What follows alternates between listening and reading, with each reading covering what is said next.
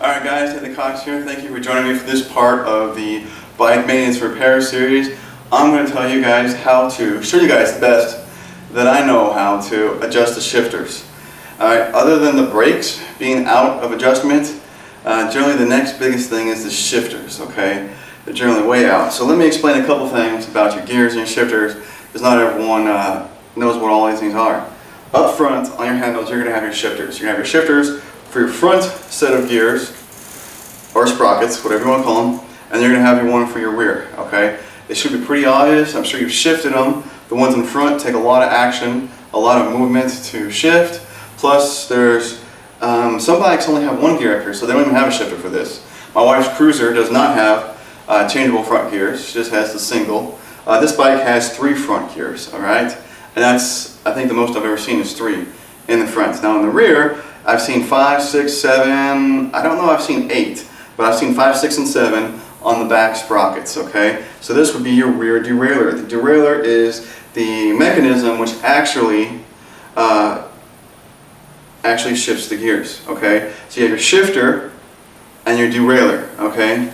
It's called derailleur because it actually derails it off of that gear and it puts it on to the next one, alright? The other thing you need to know is which gear is which, because you can't line up your gears if you don't know which one's right.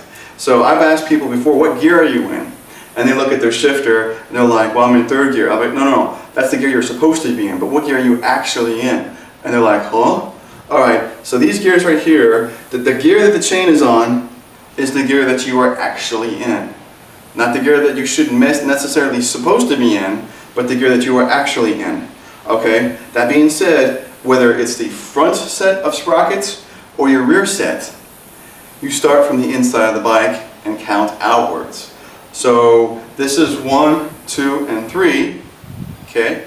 Same back here. This is 1, 2, 3, 4, 5, and 6. Okay? I'm hoping that you guys can see that all right. This is not going to be the easiest one to view. Again, 1, 2, 3, 4, 5, 6. Alright, so I am actually in gear 5, right? 1, 2, 3, 4, 5. That's what the chain is on, okay? Now I know that the shifter is adjusted correctly, so I'm not going to go over there and double check. It's in gear 5. I already know that because I've adjusted this bike. So the adjustments on this are very similar to the adjustments of your handbrakes, which I've done in a previous video. Again, if you need to see my other videos for the bike repair maintenance series, I have a full list in the description below of all the videos along with the clickable links, okay? Important there, so you can go from one video to the next. Alright, back down here, hopefully you guys can see this pretty good.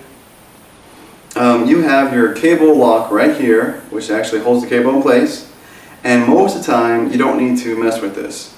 Most of the time I've seen when your bike is not that far out of whack that you actually have to reset the cable. So for now, you might just make sure that that is snug, not cranked tight, but snug, and then go to this screw right here.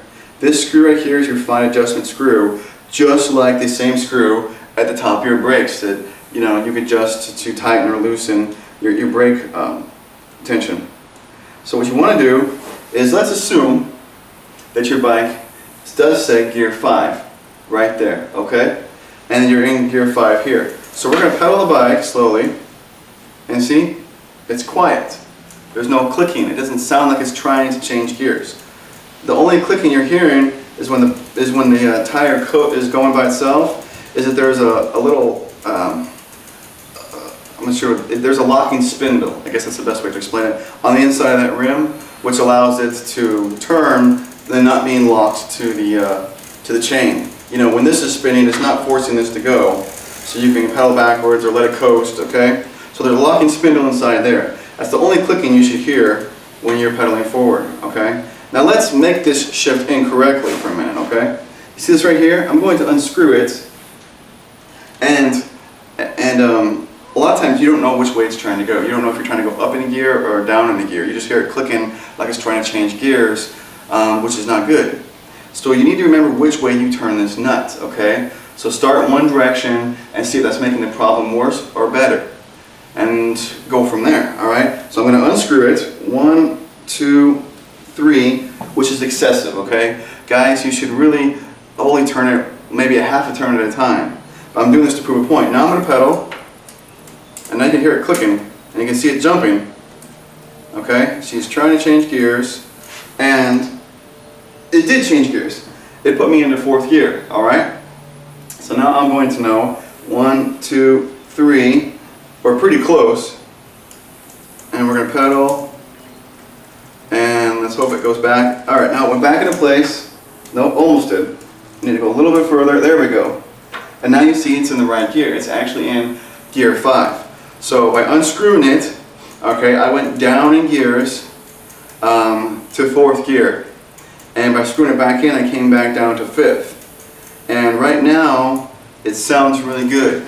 Really, the ultimate test for your shifter is to do it while you're riding the bike. Now, I don't mean like trying to ride your bike upside down or anything crazy like that. Please don't crash yourself. But find yourself a little piece of neighborhood street, someplace it's quiet and there's not cars driving around, and slowly pedal down the road. Okay, and switch through your gears. Start at 1 and go to 2, and it should jump to 2, and go to 3, and 4, 5, 6, etc. Okay, you get the idea.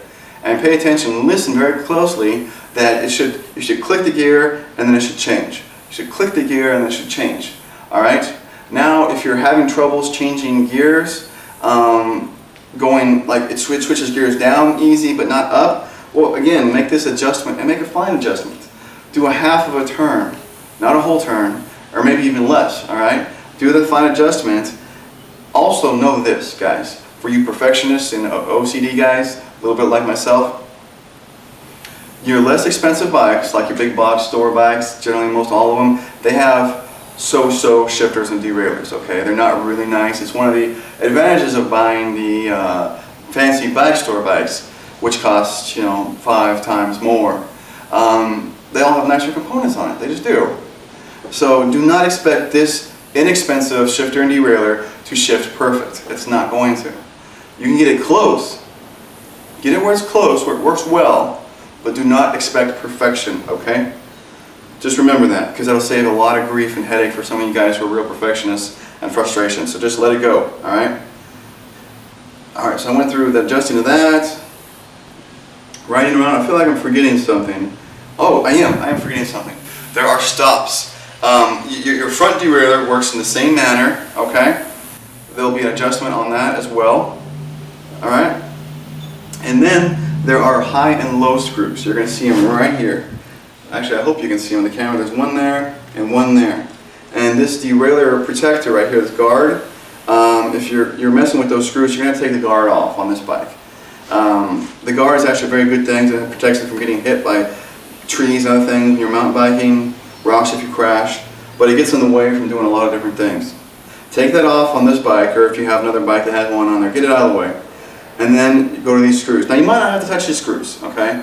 You might be wondering, okay, why am I messing with these screws in the first place? Those are set screws, meaning you have a low one and a high one, alright? So you got your low one for up here for your low gears, which starts with 1. You got your high one for your high gears, which is down here at gear 6. If you shift all the way to first gear, and the chain actually goes past first gear and off the sprockets, okay? That means it's gone too far. That's what this set screw is supposed to be here for. If it's gone too far, then you need to screw it in so that it pushes it back and keeps it from going past your sprockets.